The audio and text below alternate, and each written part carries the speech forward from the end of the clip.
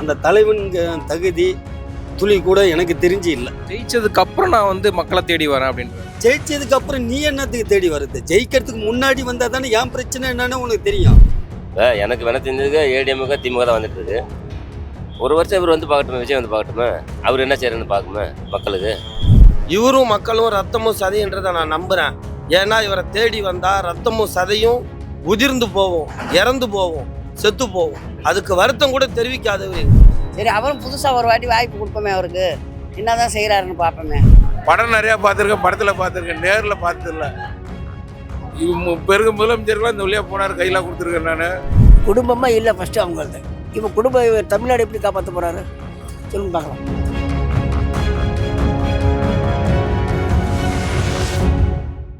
South beat நேயர்களுக்கு வணக்கம். விஜயனுடைய வருகை, அவர் வந்து என்ன திட்டினா மக்களை திட்டின மாதிரி, என்ன விமர்சனம் பண்ணா மக்களை விமர்சனம் பண்ண மாதிரின்னு சொல்லியிருக்காரு. இதை பற்றி மக்கள் என்ன நினைக்கிறாங்க அப்படின்றத கேட்டு தெரிஞ்சுப்போம். இல்லை அது வந்துட்டு இவருக்கான அரசியல் புரிதல் இன்னும் வரல. நான் பார்த்த வரைக்கும் அவர் மேடை பேச்சு சினிமாவுடைய வசனம் பேசுகிற மாதிரி அந்த பேப்பரை வச்சுக்கிட்டு தான் அவர் பேசுகிறார் இன்னமும். அது தலைவன் அல்ல. தலைவனுங்கிறத மக்களோட மக்களாக நின்று மக்களோடைய பிரச்சனையை இங்கே உள்வாங்கணும், இங்கே உள்வாங்கி இது வழியாக பேசணும். அதுதான் மக்கள், அதுதான் தலைவன். மக்களை புரிஞ்சுக்கிட்ட தலைவன். அதை விட்டுட்டு பேப்பரை வச்சுக்கிட்டு அது இன்னும் சொல்ல போனால் அந்த அரசியல் மேடை பேச்சுங்கிற ஒரு இதே இல்லை. இப்போ மேடை ஏற்றினீங்கன்னா நான் பேசுவேன். ஆனால் அவர் என்னன்னா ப்ரோங்கிறாரு, அங்கிள்ங்கிற. இது என்ன நாகரிகம்? என்ன ஒரு தலைவன்? நீ என்ன சொல்ல வந்த? எதுக்காக வந்திருக்க அரசியலுக்கு? நீ என்ன மக்களுக்கு செய்ய போற? அதோடைய திட்டங்களை அறிவி. உன்னுடைய கொள்கை சார்ந்ததை, என்னுடைய கொள்கை இதுதான், நான் இது வந்தா நாட்டு மக்களுக்கு இதை செய்ய போறேன் அப்படின்னு அந்த கொள்கையை அறிவி. அதுதான் ஒரு தலைவனுடைய ஸ்டேட்மெண்ட்டாக இருக்கணும். அதை விட்டுட்டு நீ மேடை ஏறிட்டினா புரோங்கிறத அங்கல்ங்கிறத, அவரோட பேச்சே ஒரு முகம் சுளிக்க வைக்கிற மாதிரி, இல்லை ஒரு டிவிலேயோ ஒரு செல்லுலேயோ நாங்கள் விஜய்னா அந்த படத்தில் வந்துட்டு பார்க்கறதுக்கு பிரமிப்பாக இருக்கும். அந்த சண்டை, அந்த டான்ஸ் இதெல்லாம் பார்க்கறது. ஆனால் அதில் பிரமிப்பாக இருக்குன்னு சொல்லிட்டு இங்கே மேடையில் போய் பார்க்கறதுக்கு போனோம்னா அந்த மேடைக்கான அந்த தலைவனுங்க தகுதி துளி கூட எனக்கு தெரிஞ்சு இல்லை. ஜெயிச்சதுக்கு அப்புறம் நான் வந்து மக்களை தேடி வரேன் அப்படின்றாரு. ஜெயிச்சதுக்கு அப்புறம் நீ என்னத்துக்கு தேடி வருது? ஜெயிக்கிறதுக்கு முன்னாடி வந்தா தானே என் பிரச்சனை என்னன்னு உனக்கு தெரியும். என் பிரச்சனை எதுவுமே தெரியாம நீ போயிட்டே பனையூர்ல உட்காந்துக்கிட்டு எல்லாத்தையும் அங்கவாங்கிற ஒரு செயல் திட்டத்தை நீ உருவாக்கி வச்சுக்கிட்டு இருந்தீங்கன்னா மக்களோட பிரச்சனை என்ன தெரியும்? திருவண்ணாமலையில மழையில பாறை வீழ்ந்த 5 விளையாட்டு குழந்தைகள் இருந்துச்சு, அதை போய் பார்க்க முடியல, பனையூருக்கு வர சொல்லிட்டீங்க. கரூர்ல இருந்தவங்கள பனையூருக்கு வர சொல்லிட்டீங்க. எல்லாத்துக்குமே பனையூர்னா அப்ப நீங்க எதுக்கு தலைவனா வரீங்க? ஒரு கட்சியை எதுக்கு தொடங்குறீங்க? மக்களுடைய பிரச்சனையை மக்கள் கிட்ட போனாதான் அந்த பிரச்சனையே தெரியும்.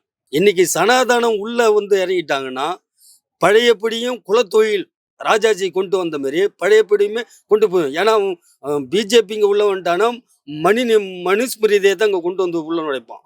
உள்ள நுழைச்ச அடுத்த செகண்டை எல்லாத்தையும் பழைய நிலைமைக்கே கொண்டு போடுவான். 2500 ஆண்டுக்கு முன்னாடி வந்த ஆரிய வர்க்கம் திரும்பவும் 2500 ஆண்டுக்கு பின்னாடி நம்மளை போக சொல்லும்.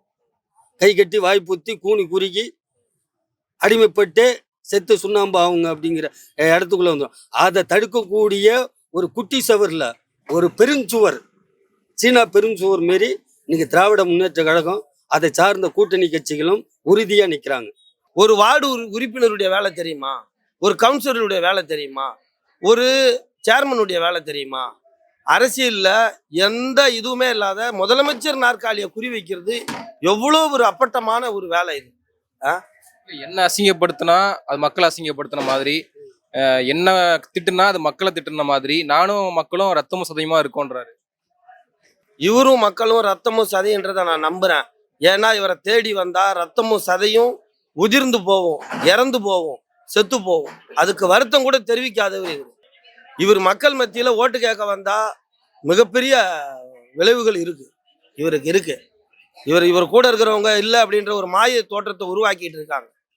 அது வந்து மிகப்பெரிய தவறு. 50 உயிர்களை கொன்ற தலைவருடைய பட்டம் அவருக்கு தான் கொடுக்கணும்.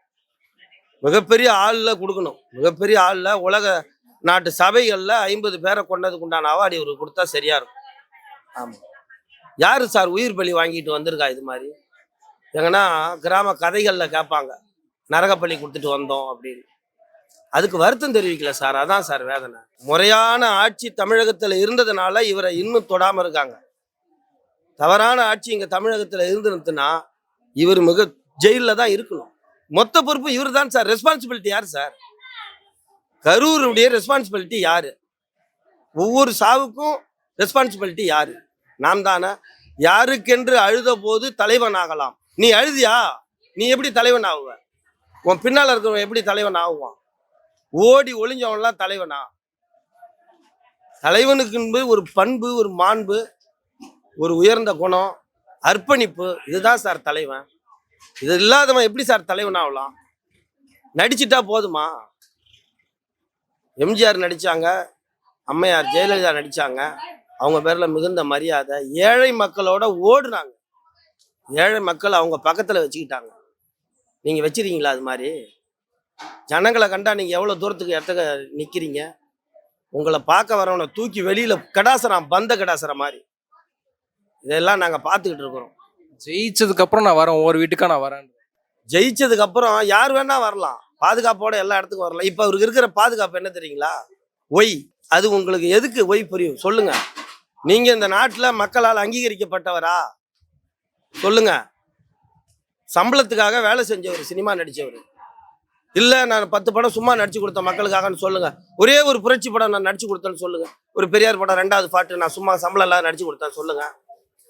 ஒரு காமராஜர் படம் சம்பளம் இல்லாத நடிச்சு கொடுத்தேன்னு சொல்லுங்க. சார் 1000 100 200 கோடி கணக்கில் சம்பளம் வாங்கின்னு என்ன சார் ஏமாத்துவார் இது? இவர் பின்னால இருக்கிறவங்க யாருமே உண்மையானவங்க இல்லை. அவர் அப்படி திரும்பி பார்க்கும்போது அது தெரியும். அவர் சார் அவர் இன்னும் அவர் வந்து மக்களை விட மக்களாக இணங்கினா தான் சார் தெரியும். அவர் வந்து ஸ்டாராக தான் இருக்கார். அவரை பார்க்கறதே மக்கள் பெரிய விஷயமா நினைக்கிறாங்க. கட்சிக்காரங்களே பார்க்க முடியல. பொதுமக்களை பார்த்து பொதுமக்களோட நம்ம ஒவ்வொரு எலெக்ஷன்லையும் நம்ம பார்க்குறோம்னா நம்ம முன்னோர்கள்லாம் பார்க்குறாங்க. ஒவ்வொரு தலைவரும் மக்களோட மக்களாக இணங்கி இருந்தாங்க. இவர் வந்த இன்னும் இந்த மீட்டிங்கில் மட்டும்தான் பேசிட்டு இருக்காரு. அவங்க நடப்பேனா இதெல்லாம் இவர் வைகோலாம் சென்னை முதல் கன்னியாகுமரி வரை நடக்கிறாரு. நானும் இதுவரையும் விஜய் பார்த்ததே இல்லை நேரில். படத்தில் ஜெயிச்சதுக்கு அப்புறம் நான் வரேன், ஒவ்வொரு கிராமமா வரேன். அது தெரியலிங்க. நான் இது எனக்கு 46 வயசு ஆக போது. நாங்கள் சென்னையில் கோயம்பேடு மார்க்கெட்டில் தான் இருக்கேன்.